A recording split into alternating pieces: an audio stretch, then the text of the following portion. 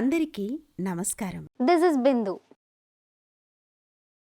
మీరందరూ బాగానే ఉన్నారని ఆశిస్తున్నాను.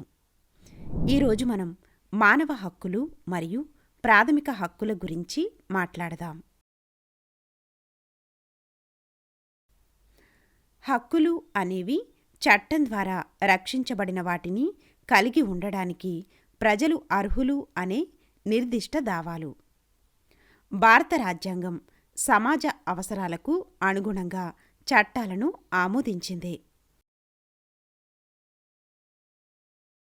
ఒక వ్యక్తి యొక్క హక్కులు గౌరవించబడని సందర్భంలో వారి హక్కులు రక్షించబడతాయని నిర్ధారించుకోవడానికి వారు కోర్టుకు వెళ్ళవచ్చు. సమానత్వం కోసం ఈ ప్రయత్నాలు చేసినప్పటికీ ప్రజలు ఇప్పటికీ వివక్షను ఎదుర్కొంటున్నారు. అభ్యాస ఫలితాలను చూద్దాం. అభ్యాస ఫలితాలు. హక్కులు అంటే ఏమిటి?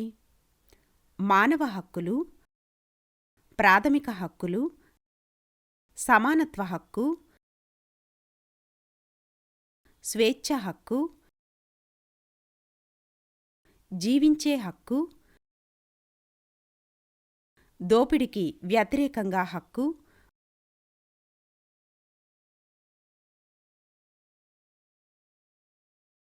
మత స్వేచ్ఛ హక్కు,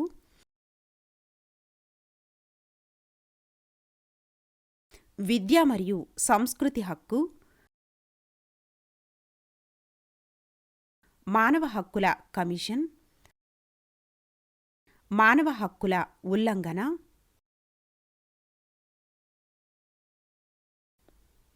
కీలక పదాలు. 1. కులీనులు. నిర్దిష్ట సమాజాలలో అత్యున్నత తరగతి,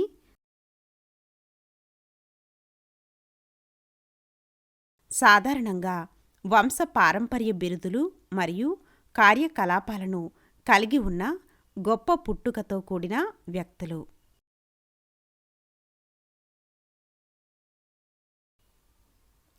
2. బూర్జువా. ధనిక మరియు పేదల మధ్య సామాజిక సమూహం.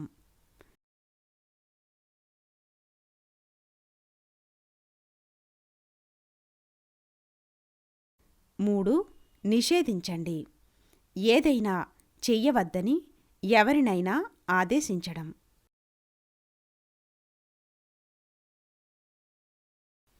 4. ఆబ్లిగేషన్. ఒక వ్యక్తి నైతికంగా లేదా చట్టపరంగా బలవంతంగా చేయవలసిందిగా భావించేది.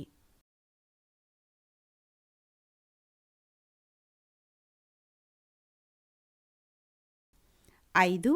అనైతికం. సామాజికంగా ఆమోదించబడిన నైతిక ప్రమాణాలకు అనుగుణంగా లేదు.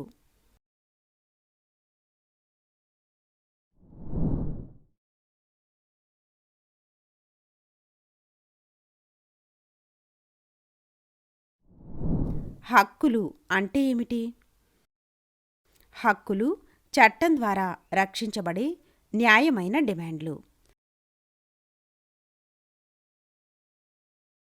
మనమందరం సంతోషంగా మరియు గౌరవంగా ఉండాలని కోరుకుంటున్నాము మరియు ప్రతి ఒక్కరి హక్కులను మనం రక్షించాలి. గతంలో నల్ల జాతీయులు బానిసలుగా విక్రయించబడ్డారు మరియు మహిళలు ఆస్తిని కలిగి ఉండలేరు.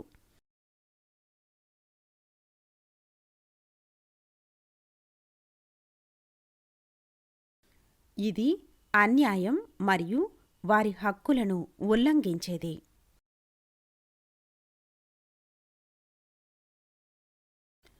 అది తప్పు అని ఈరోజు మనకు అర్థమైంది. ప్రతి ఒక్కరికి సమాన అవకాశాలు ఉండాలని ప్రజాస్వామ్యాలు ఆమోదిస్తున్నాయి.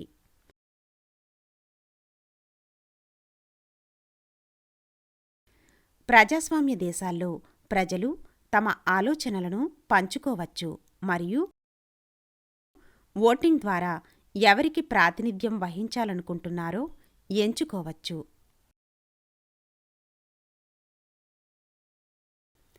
భారత రాజ్యాంగం వారి నేపథ్యాలతో సంబంధం లేకుండా ప్రతి ఒక్కరి హక్కులను పరిరక్షిస్తుంది.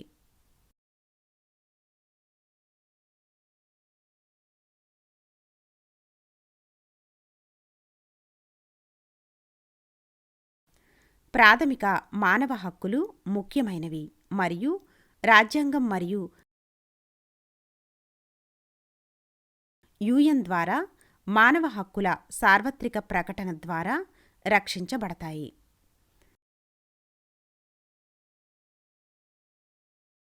మానవ హక్కులు మానవ హక్కులు మరియు ప్రాథమిక హక్కులు ప్రజలను రక్షించడానికి ఉద్దేశించబడ్డాయి, కానీ వాటి మూలం, అమలు మరియు వివరణలో భిన్నంగా ఉంటాయి.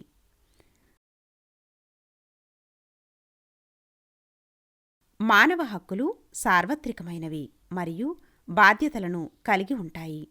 అయితే ప్రాథమిక హక్కులు ఒక దేశం నుండి మరొక దేశానికి మారుతూ ఉంటాయి మరియు ప్రధానంగా రాష్ట్రానికి వ్యతిరేకంగా మాత్రమే దావా వేయబడతాయి. ప్రాథమిక హక్కులు భారత రాజ్యాంగంలోని పార్ట్ 3 ప్రాథమిక హక్కుల గురించి ప్రస్తావించింది. ప్రభుత్వం తీసుకున్న ఆమోదయోగ్యం కాని నిర్ణయాల నుండి ప్రజలను కాపాడతాయి మరియు ప్రభుత్వం వాటిని తప్పక పాటించాలి. ఎవరైనా ప్రాథమిక హక్కులను గౌరవించడానికి నిరాకరిస్తే ప్రజలు హైకోర్టు లేదా సుప్రీంకోర్టుకు వెళ్ళవచ్చు.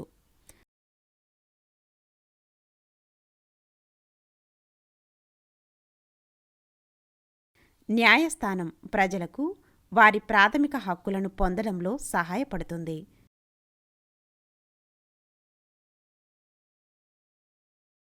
మరియు నిబంధనలను ఉల్లంఘించిన వారిని శిక్షించవచ్చు. సమానత్వ హక్కు భారత రాజ్యాంగం హామీ ఇస్తుంది. సమానత్వ హక్కు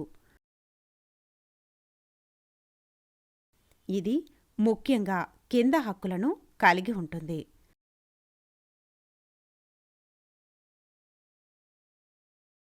చట్టం యొక్క సమాన రక్షణ చట్టం వారి ఆర్థిక స్థితి లేదా మూలంతో సంబంధం లేకుండా ప్రతి ఒక్కరిని సమానంగా చూస్తుంది.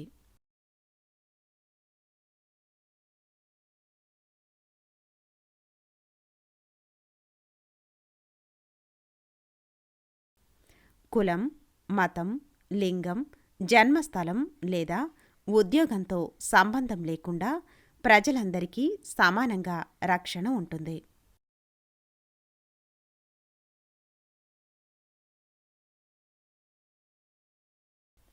ప్రధానమంత్రిని కూడా అందరిలాగే కోర్టుకు తీసుకువెళ్లవచ్చు.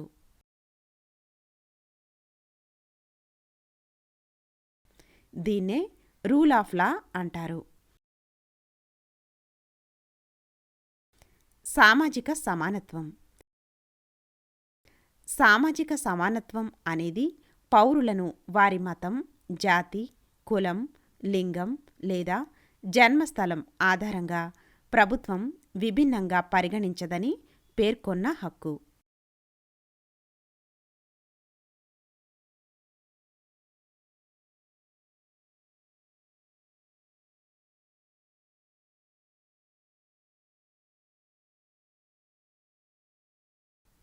ఈ అంశాలతో సంబంధం లేకుండా దుకాణాలు, రెస్టారెంట్లు మరియు రోడ్లు వంటి బహిరంగ ప్రదేశాలను ఉపయోగించుకునే హక్కు పౌరులకు ఉంది.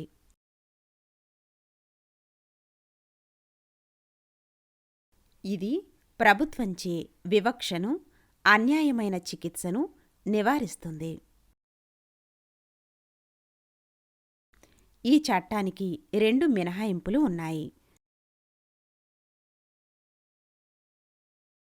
స్త్రీలు, పిల్లలు మరియు సామాజికంగా లేదా విద్యాపరంగా వెనుకబడిన ప్రజలు మరియు షెడ్యూల్ కులాలు మరియు షెడ్యూల్ తెగల కోసం రాష్ట్రం ప్రత్యేక నియమాలను రూపొందించవచ్చు.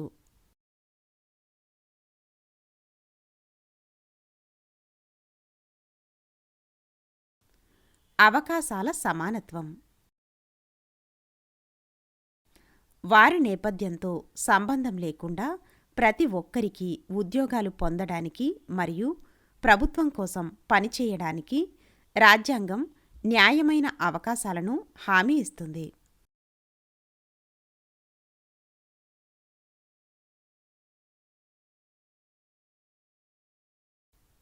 కానీ ప్రాతినిధ్యం లేని మరియు అట్టడుగు వర్గాలకు అధికారం కల్పించడానికి రాష్ట్రం ఎప్పటికీ స్థానాలను రిజర్వ్ చేయగలదు.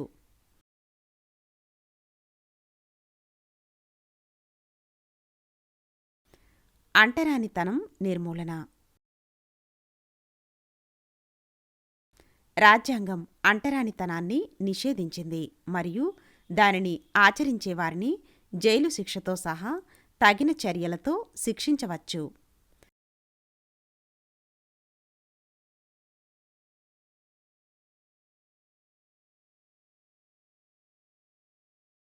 పౌర హక్కుల చట్ట ప్రకారం పూజలు లేదా నీటి వనరులను పొందేందుకు అనుమతిని నిరోధించడాన్ని చట్టం శిక్షిస్తుంది.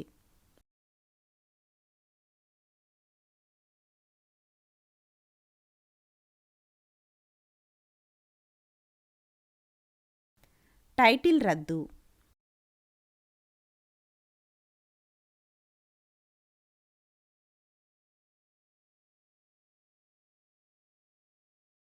రాజ్యాంగం కులీనులు మరియు బూర్జువా వర్గాలకు బిరుదులను నిషేధించింది.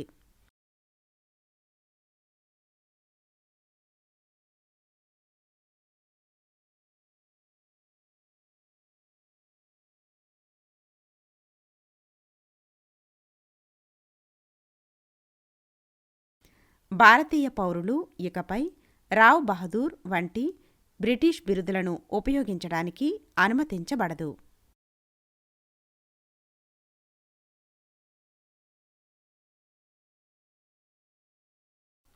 దీనికి మినహాయింపుగా సైనిక మరియు విద్యాపరమైన గౌరవాలు అనుమతించబడతాయి, కానీ విదేశీ బిరుదులు కాదు.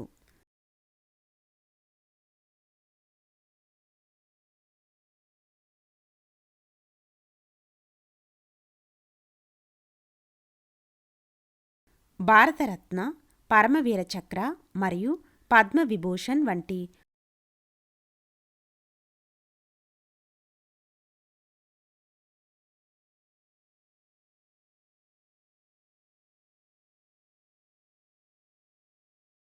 అవార్డులను బిరుదులుగా ఉపయోగించలేరు, కానీ రాజ్యాంగం నిషేధించలేదు. స్వేచ్ఛా హక్కు. భారత రాజ్యాంగం కింద 6 హక్కుల స్వేచ్ఛలతో స్వేచ్ఛా హక్కుతో సహా ముఖ్యమైన వ్యక్తిగత హక్కులకు హామీ ఇస్తుంది.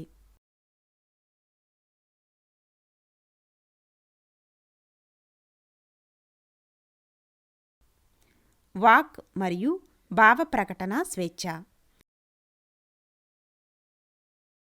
ప్రజలు సమావేశాలు, కళలు మరియు రచనల ద్వారా తమను తాము బహిరంగంగా మాట్లాడవచ్చు మరియు వ్యక్తీకరించవచ్చు.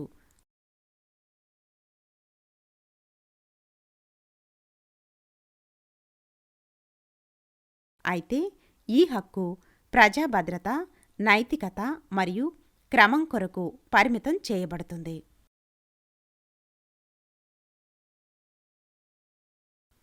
మర్యాద నిర్వహణ కోసం సినిమాలు తనిఖీ చేయబడతాయి.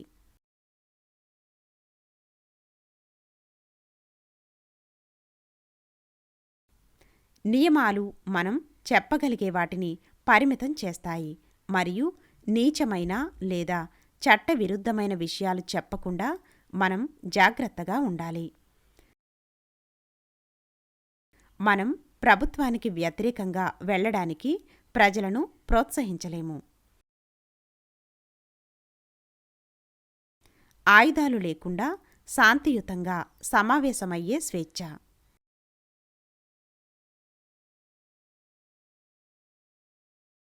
ప్రజలు ఆయుధాలు లేకుండా శాంతియుతంగా గుమిగూడవచ్చు. అయితే ప్రజాక్రమాన్ని కాపాడేందుకు రాష్ట్రం దానిని పరిమితం చేయవచ్చు.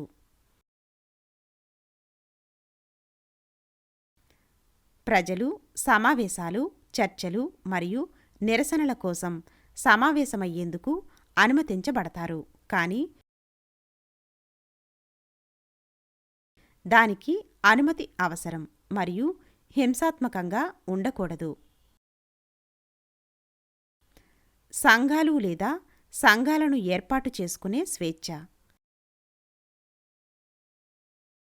క్రమం, నైతికత మరియు భారతదేశ సార్వభౌమాధికారం కోసం ప్రభుత్వం ఈ స్వేచ్ఛను పరిమితం చేయవచ్చు. ప్రజలు సాంస్కృతిక, వ్యాపార మరియు కార్మిక సంఘాలను ఏర్పాటు చేసుకోవచ్చు. కార్మికుల హక్కుల పరిరక్షణకు యూనియన్లు ఏర్పడతాయి. స్వేచ్ఛగా తిరిగే స్వేచ్ఛ. భారతదేశంలో పౌరులందరూ స్వేచ్ఛగా తిరగవచ్చు, కానీ ప్రజల భద్రత కోసం ఆంక్షలు విధించవచ్చు. దేశ రక్షణ కోసం వ్యాధులు ప్రబలినప్పుడు లేదా సరిహద్దులకు సమీపంలో ఉన్న ప్రాంతాల్లో ఈ స్వేచ్ఛను పరిమితం చేయవచ్చు. భారత భూభాగంలోని ఏ ప్రాంతంలోనైనా నివసించడానికి మరియు స్థిరపడే స్వేచ్ఛ.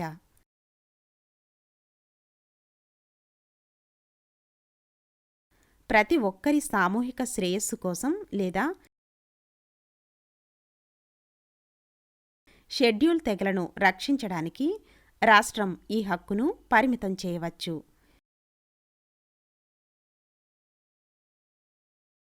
ఏదైనా వృత్తిని అభ్యసించే లేదా ఏదైనా వృత్తి, వ్యాపారం లేదా వ్యాపారాన్ని కొనసాగించే స్వేచ్ఛ. భద్రతకు సంబంధించిన ఆందోళనల కారణంగా ప్రభుత్వం ఈ హక్కును పరిమితం చేయవచ్చు. ప్రమాదకరమైన లేదా అనైతిక వ్యాపారాలు నిర్వహించబడవు. కొన్ని ఉద్యోగాలకు పర్యవేక్షణ చేయలేని అర్హతలు అవసరం. రాజ్యాంగం హక్కులపై పరిమితులను విధించగలదు.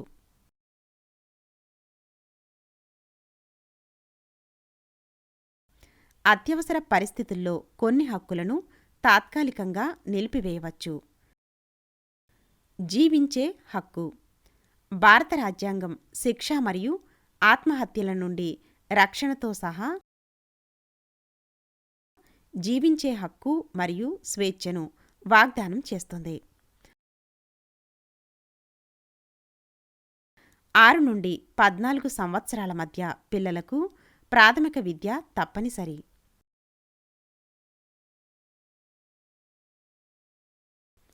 పిల్లలందరికీ పాఠశాలలు అందుబాటులో ఉంచబడ్డాయి మరియు హాజరు అవసరం.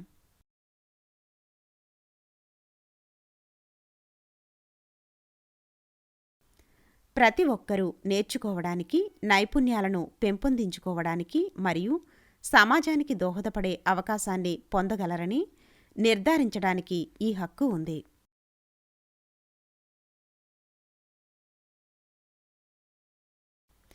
ప్రతి ఒక్కరికి జీవించే హక్కు ఉంది అంటే వారిని ఎందుకు అరెస్టు చేస్తున్నారో తెలుసుకునే హక్కు వారికి ఉంది.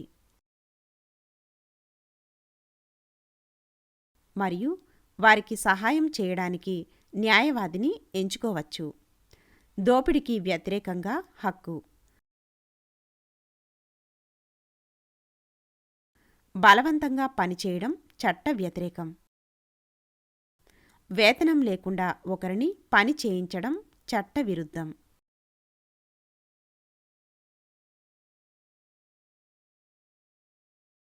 అటువంటి సందర్భాలలో కోర్టు సహాయం అందించగలదు. 14 సంవత్సరాల కంటే తక్కువ వయసు ఉన్న పిల్లలు ప్రమాదకరమైన ఉద్యోగాలలో పనిచెయ్యలేరు. అగ్గిపెట్టెలు, తివాచీలు, క్రాకర్లు మరియు బీడీలు తయారు చేయడం వంటి ఉద్యోగాలు పిల్లలకు నిషేధించబడ్డాయి.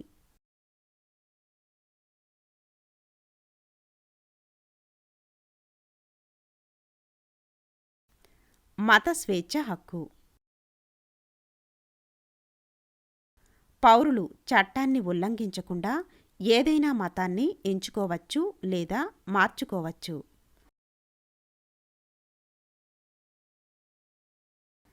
భారతదేశం అన్ని మతాలను సమానంగా చూస్తుంది. విద్య మరియు సంస్కృతి హక్కు.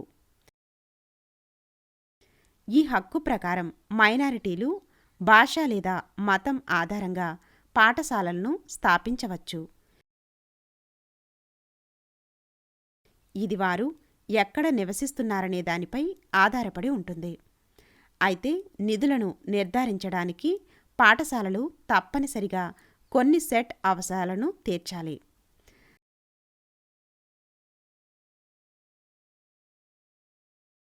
రాజ్యాంగ పరిష్కారాల హక్కు.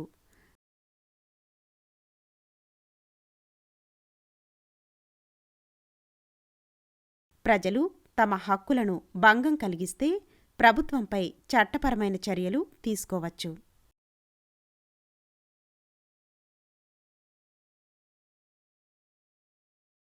అటువంటి సందర్భాలలో సహాయం చేయాలని కోర్టు నిర్ణయించవచ్చు. పబ్లిక్ ఇంట్రెస్ట్ లిటిగేషన్ చట్టపరమైన చర్యలు, పర్యావరణం మరియు ప్రభుత్వ పారదర్శకతను సంబంధించిన సమస్యలతో పౌరులకు సహాయం చేయడం.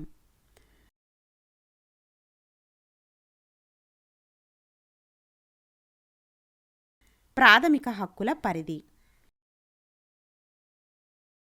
రాజ్యాంగంలో పేర్కొన్న ప్రాథమిక హక్కుల కాలానుగుణంగా మారవచ్చు.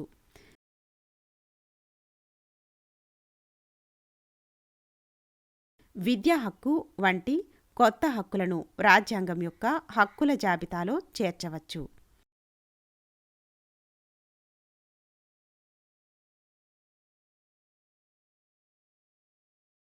పార్లమెంట్ హక్కులలో మార్పులు చేయవచ్చు. సుప్రీంకోర్టు కూడా హక్కులను విస్తరించగలదు. ఆహార హక్కు జీవించే హక్కులో భాగమైంది.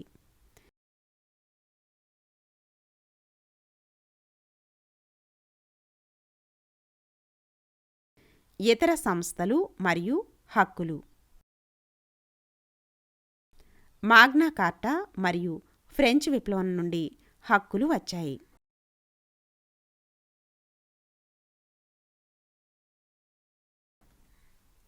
భవిష్యత్తులో పెద్ద యుద్ధాలను నివారించడానికి ప్రపంచ యుద్ధాల సంఘటన తర్వాత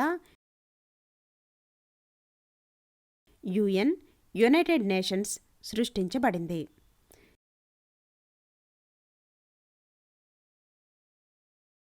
యూనివర్సల్ డిక్లరేషన్ ఆఫ్ హ్యూమన్ రైట్స్లో 30 ఆర్టికల్స్ ఉన్నాయి.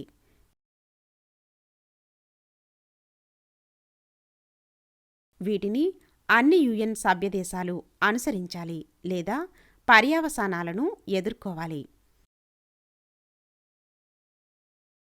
మానవ హక్కుల కమిషన్ యుఎన్ మానవ హక్కులను పరిరక్షిస్తుంది. భారతదేశ నిర్మిత చట్టం మరియు ఎన్హెచ్ఆర్సి జాతీయ మానవ హక్కుల కమిషన్ మానవ హక్కుల ఉల్లంఘన కేసులను పరిశోధిస్తుంది మరియు హక్కులను పరిరక్షించే మార్గాలను సిఫార్సు చేస్తుంది.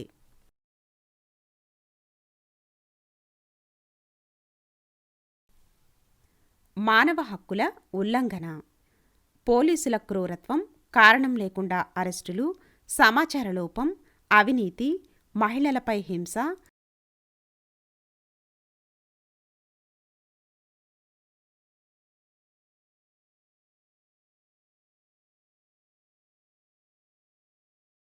ఆలస్యమైన దర్యాప్తులు, వివక్ష మరియు మానవ హక్కుల ఉల్లంఘనగా పరిగణించబడుతుంది.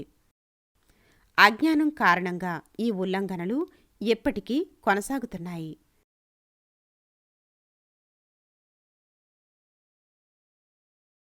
మానవ హక్కులను పరిరక్షించడం ప్రభుత్వ విధి.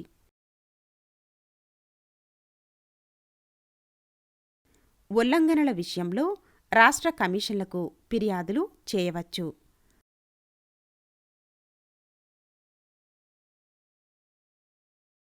ముగింపు. మానవ మరియు ప్రాథమిక హక్కులు ప్రజలను రక్షిస్తాయి, కానీ మూలం, పరిధి మరియు అమలులో విభిన్నంగా ఉంటాయి. మానవ హక్కులు సార్వత్రికమైనవి మరియు బాధ్యతలను కలిగి ఉంటాయి. అయితే ప్రాథమిక హక్కులు దేశాన్ని బట్టి మారుతూ ఉంటాయి మరియు ప్రధానంగా రాష్ట్రానికి వ్యతిరేకంగా దావా వేయబడతాయి.